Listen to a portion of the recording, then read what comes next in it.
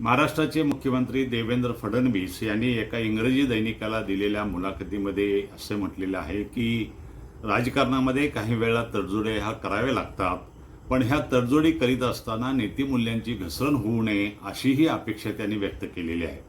खरं तर राजकारणामधल्या तडजोडी आणि नीतिमूल्यांची घसरण हा खरं तर विरोधाभास आहे.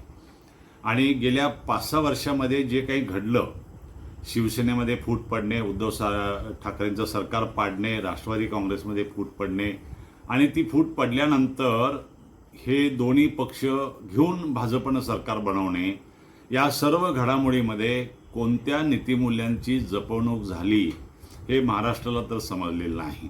उलट महाराष्ट्राचं राजकारण एका विशिष्ट पातळीवर, एका विशिष्ट दर्जाचं होत होतं आणि त्या सर्व महाराष्ट्राला बदनाम करणारं राजकारण गेल्या 5-6 वर्षामध्ये घडत आलं. आणि म्हणून मला असं वाटतं की तडजोडी ह्या कराव्या लागत असल्या तरी सुद्धा, किंवा त्या राजकीय काही घडामोडी कराव्या लागत असल्या सुद्धा, नीतिमूल्यांची घसरण मात्र सातत्यानं होत आलेली आहे. आणि असे असताना त्यांनी केलेले वक्तव्य हे आपण महाराष्ट्रातल्या मराठी जनतेने गांभीर्यानं घेतलं पाहिजे.